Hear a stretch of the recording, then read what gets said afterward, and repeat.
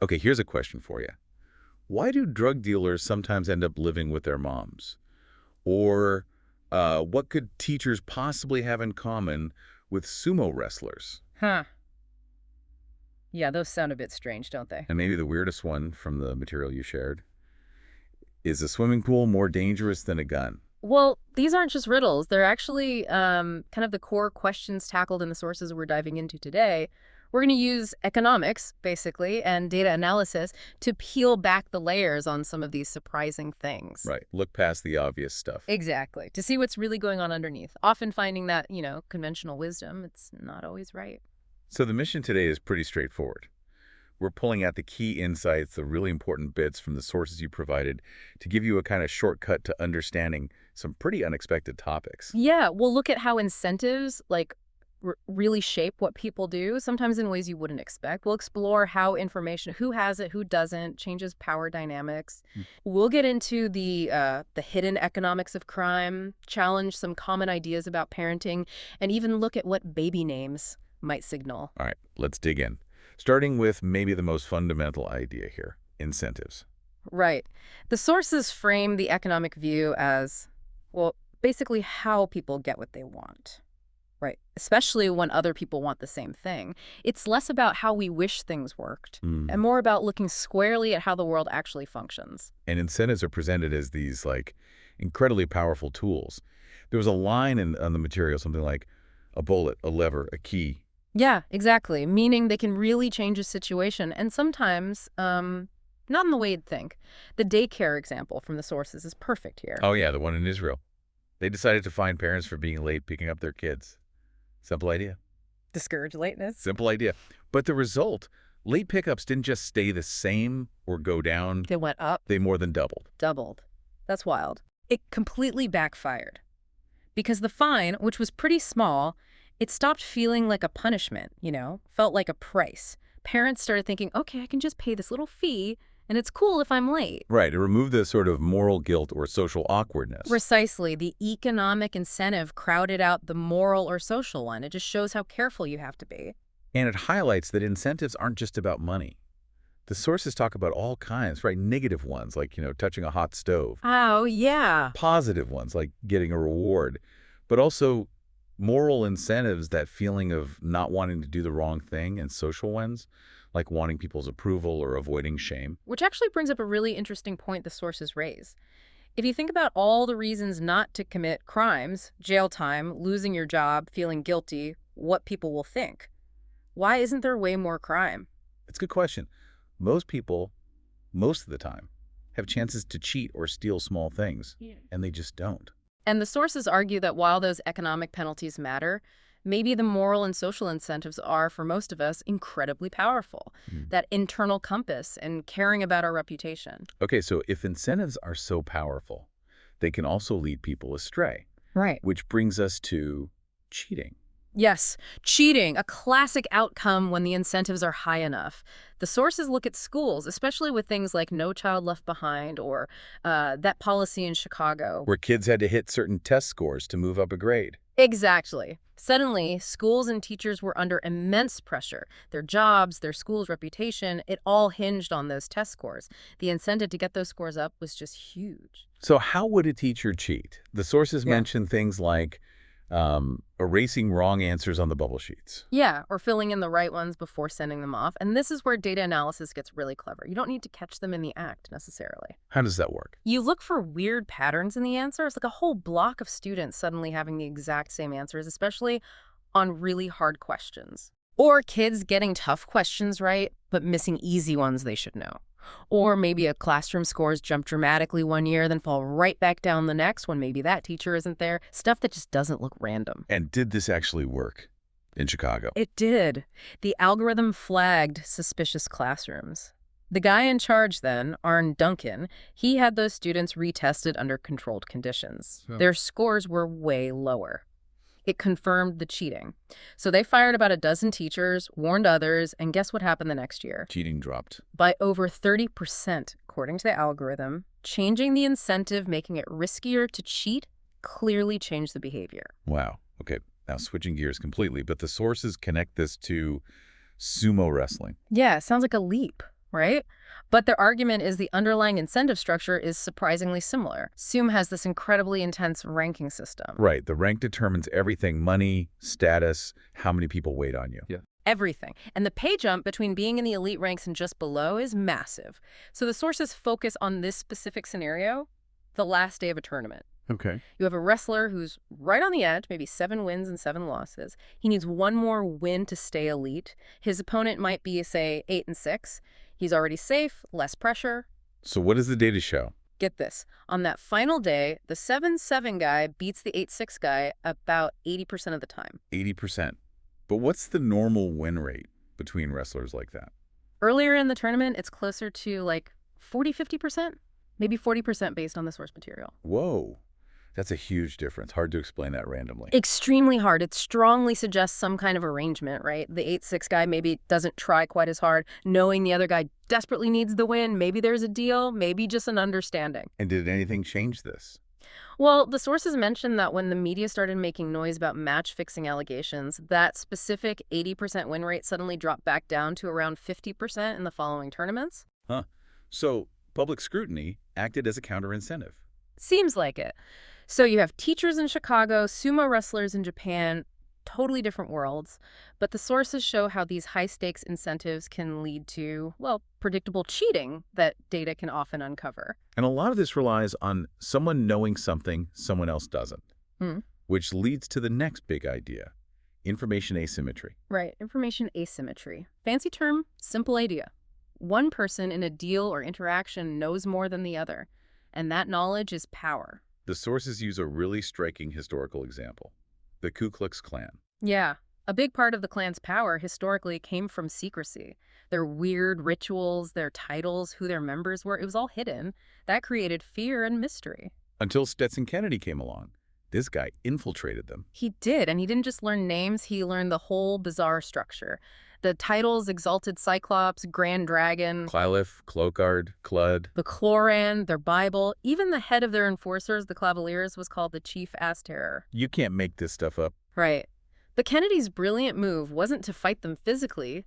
He used their own secrecy against them. He leaked all these details, the passwords, the titles, the rituals, to the Adventures of Superman radio show. Superman, really? Yeah. So suddenly, kids all over America are hearing Superman use the Klan's secret codes on the radio.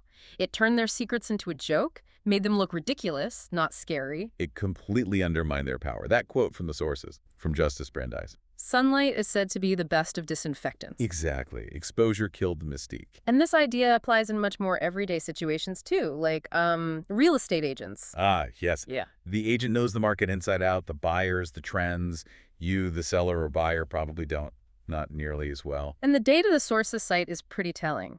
Agents tend to sell their own houses for about 3% more on average. 3%. And they keep their own houses on the market about 10 days longer than the houses they sell for their clients. So wait, why don't they hold out for that extra 3% for their clients too? That could be thousands of dollars. The source mentioned $10,000 on a typical house, but maybe $9,000 on a $300 K house. It comes down to the incentive mismatch again. For the agent, that extra 3% on your sale might only mean, say, an extra $150 in their commission. Oh, I see. For that small amount, is it worth the extra 10 days of work, open houses, hassle? Probably not. Their incentive is to sell it reasonably quickly and move on to the next deal. For their own house, though, they get the whole 3% difference, so they're willing to wait. That makes sense. And the sources even mentioned how agents use coded language in ads, like well-maintained. Yeah, signaling to other agents or savvy buyers that it's maybe an older house, but solid, without scaring off naive buyers or insulting the seller. It's all about managing information. Of course, the internet has changed things a bit, made information more available for, say, insurance quotes or car prices. True, it's chipped away at some asymmetry, but it's still everywhere. Think about big corporate scandals like Enron. The sources call those sins of information. Meaning Experts, insiders, use their specialized knowledge to hide the truth or twist it for their own gain. And these kinds of information crimes are often harder to spot than, say, street crime. There's no smoking gun, just manipulated numbers or hidden facts. This connects to another point in the sources, that sometimes the conventional wisdom about big social problems isn't quite right, partly because the experts themselves have incentives. Right, like maybe wanting attention for their cause or funding for their research. The sources mention examples like advocates potentially exaggerating stats on homelessness or sexual assault to draw attention and resources. Not necessarily lying, but maybe presenting the data in the most alarming way possible. Which sets the stage for looking at the economics of crime itself, based on that incredible study of a crack gang. Yeah, Sudhir Venkatesh, he didn't just survey gang members, he actually lived with them, embedded himself for years. How do you manage that? He gained the trust of the leader, a guy named JT, who had this sort of business mind. And JT actually gave Venkatesh access to the gang's detailed financial books. They're books, like accounting ledgers. Exactly. And what they showed was fascinating. The gang wasn't just chaos. It ran like a business, almost like a McDonald's franchise. But the pay structure was Right. not great for everyone. Not at all. Extremely skewed. The guys at the very top running the whole show, making maybe $500,000 a year. Leaders like JT, around $100,000, tax-free. Nice work if you can get it. But the guys actually selling on the street corners, the foot soldiers, thousands of them. They were making about $3.30 an hour. $3.30. That's less than minimum wage. Way less. And for that, they faced incredible danger. The sources calculated their annual chance of dying was about 7%. 7%. That's higher than being on death row. Exactly. So the huge question is, why on earth would anyone take that job? Terrible pay, astronomical risk. So why did they? The sources explain it as a kind of tournament, like trying to make it in Hollywood or prey sports. Most people fail, struggle, make nothing. But everyone is chasing the dream of hitting the jackpot, becoming one of the guys at the top, making the big money. So it's the possibility of that huge payoff, however slim the odds. That's the idea. That's the incentive. Plus, you have to consider the context.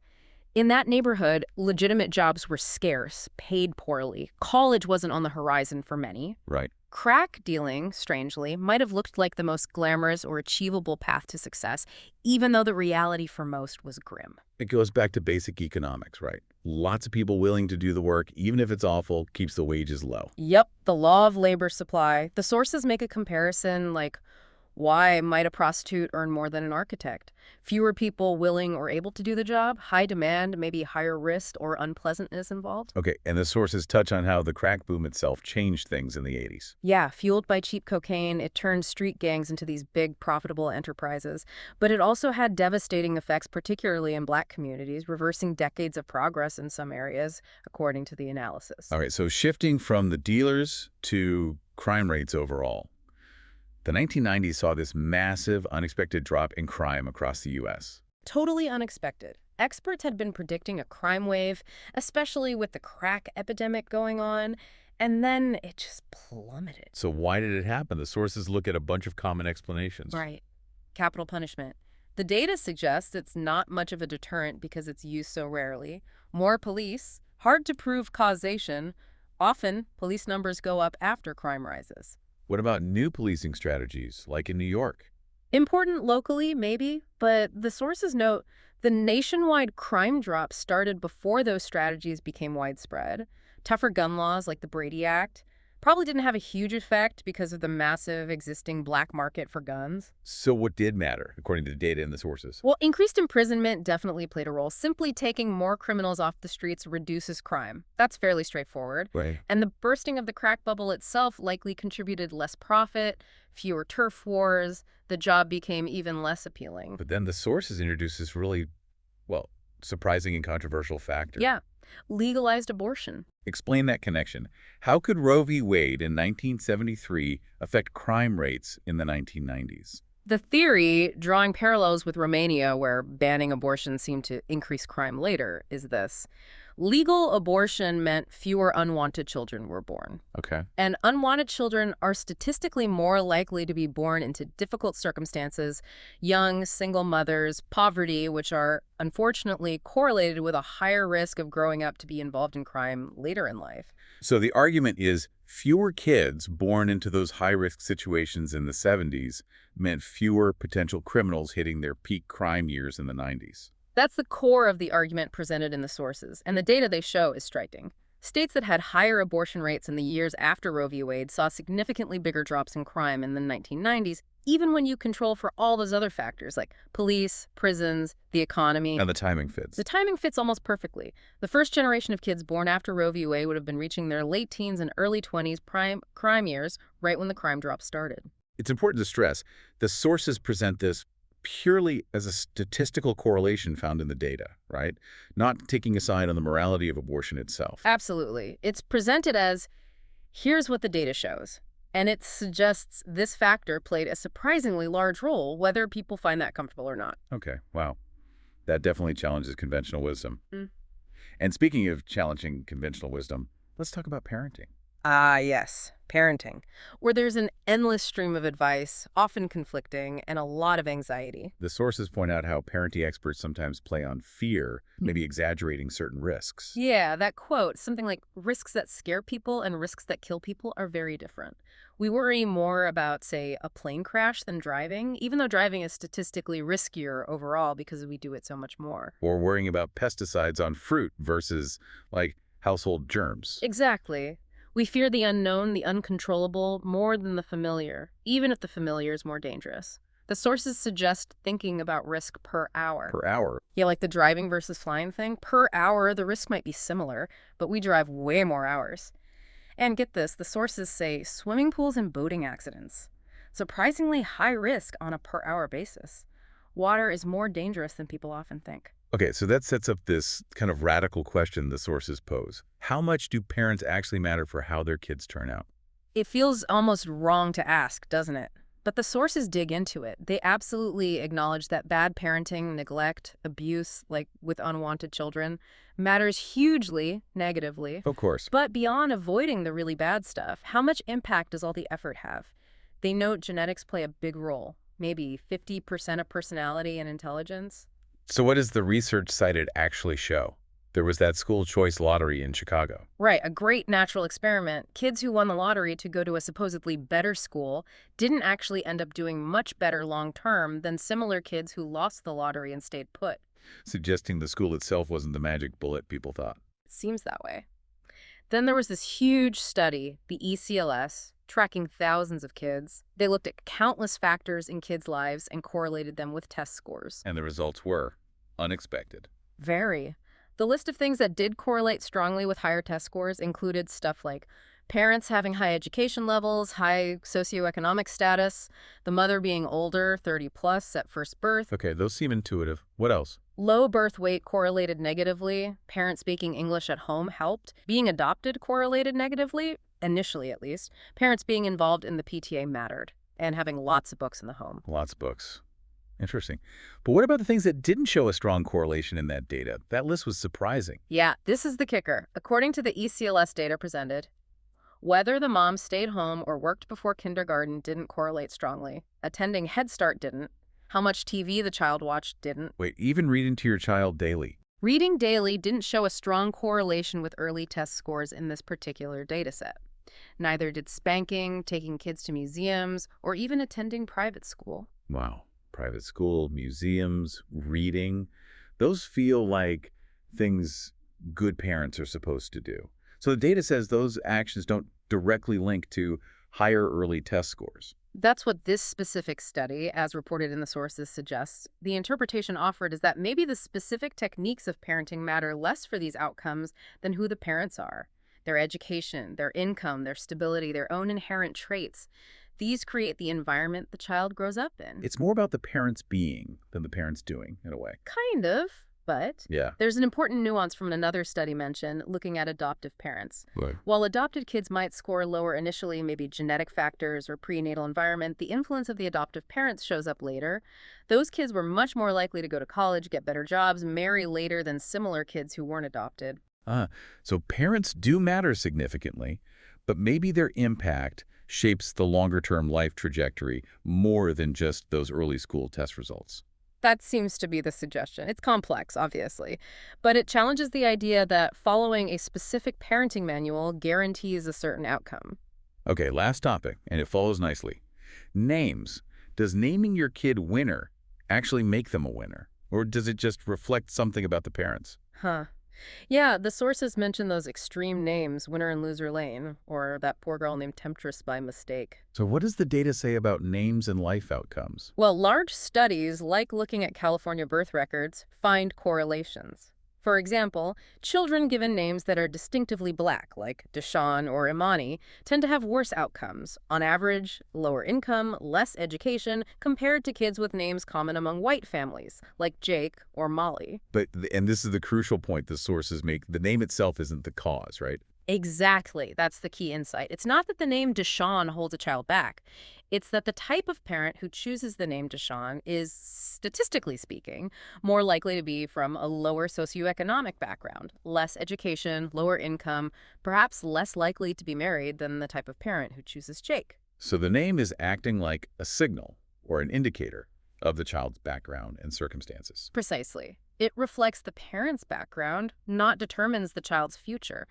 The California data apparently showed this very clearly, with strong links between certain names and parents' income and education levels, even within racial groups. Like certain names being more common among higher-income white parents versus lower-income white parents. Exactly. Names like Alexandra or Catherine correlating with higher socioeconomic status, while maybe Amber or Kayla correlated more with lower status, according to that data. And then you see aspirational names too: Harvard, lawyer, president. Parents signaling their hopes. Or sometimes inventing names, which might signal something different about their background or connection to tradition. So, the bottom line on names, based on this material. The name choice says a lot about the parents and their expectations, but it probably doesn't change the child's actual path much. What really matters are the resources, opportunities, and environment the parents provide, which the name often just reflects. Okay, so let's wrap this up. We've basically taken a tour through the sources you shared, using this lens of economics, incentives, information, data to look at cheating, crime, parenting, names. Yeah, and the common thread really is questioning that surface level explanation, the conventional wisdom. It's about digging into the data, understanding the hidden incentives, how information flows, to see what's really driving things. And often finding the answers are quite different from what you might expect. Hopefully this deep dive gives you a new framework maybe for looking at the world. Some surprising facts from the material, some tools to think with, helping you feel informed without getting buried in jargon. So maybe a final thought to leave you with. Think about your own world. Where might hidden incentives or information gaps be shaping behavior in ways you haven't considered? What other piece of conventional wisdom might crumble if you looked at the data?